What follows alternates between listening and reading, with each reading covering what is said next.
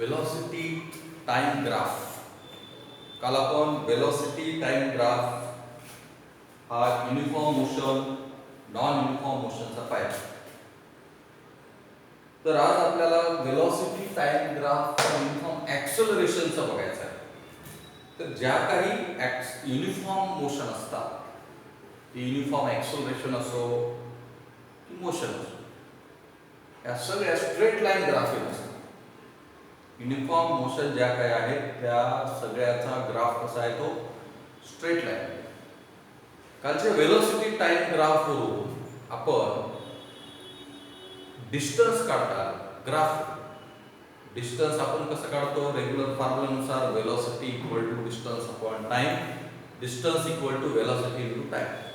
पण ग्राफवरून आपल्याला त्या जो काय टाइम इंटरवल आहे त्या टाइम इंटरवल जी काय वेलोसिटी आहे त्याचा आपल्याला एक क्वाड्रॅंगल तयार करतो. त्या टाइम इंटरवलमध्ये ग्राफवरून त्या क्वाड्रॅंगलचा आपण एरिया काढला. एरियावरून आपल्याला डिस्टन्स काढता आहे. तर आज आपल्याला बघायचं आहे की वेलोसिटी टाइम ग्राफ आहे पण फॉर युनिफॉर्म ॲक्सेलरेशनचा.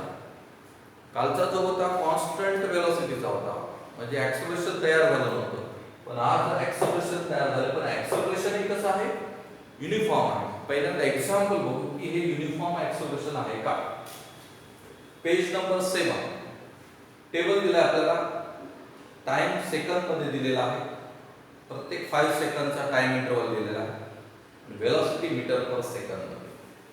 सुरुवातीला 5 सेकंदामध्ये वेलोसिटी झालेली आहे 1 मीटर पर सेकंद.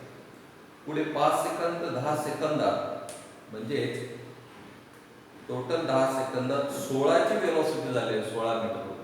म्हणजे 5 ते 10 सेकंदामध्ये म्हणजे 5 सेकंदाच्या गॅप मध्ये 8 ने वेलोसिटी वाढलेली आहे. 8 वरून डायरेक्ट 16 झाली, इन्क्रीज झाली, म्हणजे ॲक्सेलरेशन तयार झालं. पुढच्या 5 सेकंदात म्हणजे टोटल 15व्या सेकंदात 24 मीटर पर सेकंद. 16 वरून किती झाली, 24, म्हणजे कितीने इन्क्रीज झाली वेलोसिटी, 8 न झाली. इथं सुद्धा ॲक्सेलरेशन तयार झालं. तयार झालेलं ॲक्सेलरेशन कसं, एक समान युनिफॉर्म 8 नेच वाढत आहे. 15 ते 20व्या सेकंदात म्हणजेच 5 सेकंदात 32 झाली. 24 वरून 32 म्हणजे कितीने इन्क्रीज झाली, 8 नेच इन्क्रीज झाली. पुन्हा 32 ते 40 झाली. पुढच्या 5 सेकंदात 8 नेच वेलोसिटी वाढली. 40 ते 48 झाली, पुन्हा 8 ने वाढली. 48 ते 56 झाली. 8 मीटर पर सेकंदाने वेलोसिटी वाढत आहे.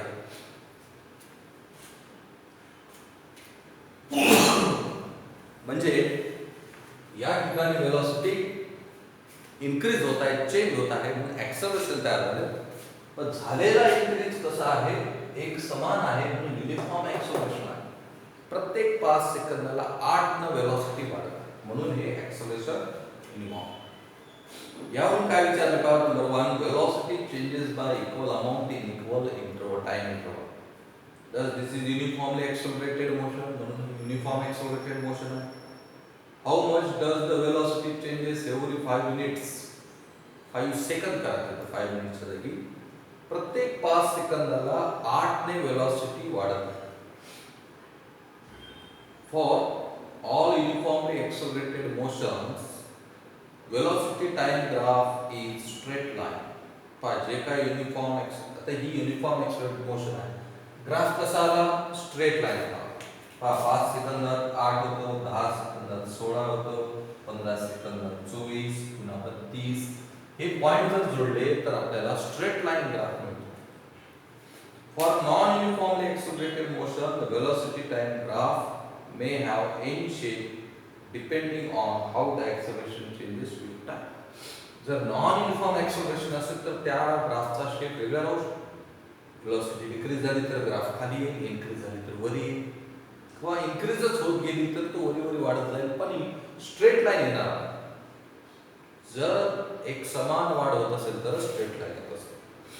From the graph 1.8 we can determine the distance covered by the car between 10 to 20 seconds as we did in case the train in previous example.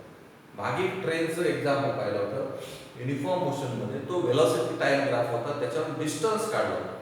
इथं सुद्धा आपल्याला तसंच करायचं. वेलोसिटी टाइम ग्राफ आहे, पण कसा आहे, युनिफॉर्म ऍक्सलरेशन आहे. या ठिकाणी एक्स ऍक्सिस वर टाइम दिलेला आहे सेकंद मध्ये, वाय ऍक्सिस वर वेलोसिटी दिली मीटर पर सेकंद मध्ये. तर या वेलोसिटी टाइमचा वापर करून डिस्टन्स काढायचा आहे, मॅथमॅटिकली काढायचा आहे आणि या ग्राफ वरूनही काढायचा आहे. ते दोन्ही करेक्ट येते का ते बघूया. मॅथमॅटिकली आपण वेलोसिटीचा फॉर्म्युला ठेवून डिस्टन्स अपॉन टाइम यावर डिस्टन्स काढता येते. ग्राफिकली आपल्याला ज्या टाइम इंटरवल मध्ये जो काही शेप तयार होत आहे, क्वाड्रँगल, ट्रायंगल, त्याचा आपल्याला एरिया काढायचा आहे. एरियावरून आपल्याला डिस्टन्स काढता येते का ते बघूया. तर पहिल्यांदा मॅथमॅटिकली आपण काढूया. किती टाइम इंटरवल घ्यायचा आहे बघा, 10 to 20 सेकंद. 10 सेकंदाला, 10 ते 20 सेकंदात या गाडीने, जे काय असेल ऑब्जेक्टने, किती डिस्टन्स पार पाडला. टाइम कळालेला आहे. टाइम इंटरवल 10 ते 20 सेकंद म्हणजेच किती सेकंद, 10 सेकंद. 10 ते 20 सेकंद म्हणजे 20 वजा 10 करा, 10 सेकंदाला आपल्याला 10 सेकंदाला होती 16 ची वेलोसिटी, 20 सेकंदाला होती 32. इथं वेलोसिटी वेगळी आहे, एकदा 16 आहे एकदा 32 आहे. कोणती घेणार? वेलोसिटी वाढलेली आहे. मागच्या उदाहरणात वेलोसिटी कॉन्स्टंट होती, 60 ची होती. इथे एकदा 16 आहे एकदा 32. अशा वेळेस अवरेज वेलोसिटी घ्यायची. काय घ्यायची?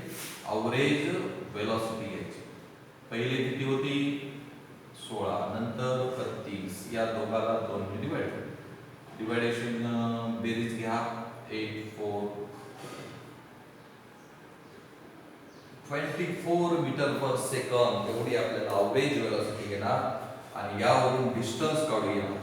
Distance equal to velocity into time. हा फॉर्म्युला आपल्याला ठेवता येतो. वेलोसिटी किती आहे? अवरेज 24, टाइम किती आहे? 10 मल्टिप्लाय करा 240 मीटर. तर 10 ते 20 सेकंदामध्ये, 20 सेकंदात म्हणजे टोटल 10 सेकंदात ती वस्तू 240 मीटर अंतर पार पाडते.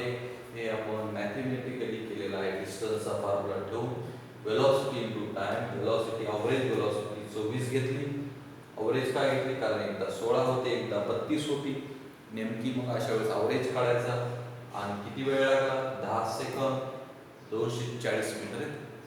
आता हेच आपण ग्राफ वरून काढूया. 10 ते 20 सेकंद पहा, 10 पासून डॉटेड लाईन वाढवलं ए पॉइंट मिळाला, 20 पासून बी पर्यंत वाढवलं, या ठिकाणी बी पॉइंट मिळाला. तर ए बी सी डी हा एक प्रकारचा क्वाड्रँगल तयार झाला. याचा आपल्याला एरिया काढायचा असेल तर या क्वाड्रँगलला आपण 2 भागामध्ये डिवाइड करूया. या ठिकाणी हा एक क्वाड्रँगल ए बी सी डी हा एक आहे. इथं ट्रायंगल तयार झाला ए बी ई. या दोघाचा एरिया म्हणजे टोटल क्वाड्रँगलचा होईल. असं आपण कॅल्क्युलेशन करूया. तर बघा, मेन क्वाड्रँगल काय तयार झालाय ते लक्ष द्या.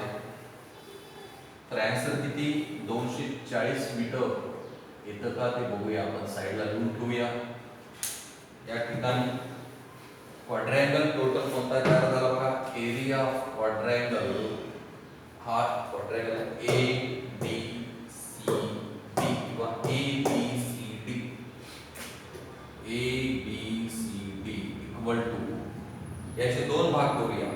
हा ए ई सी डी त्याचा एक एरिया घेऊ.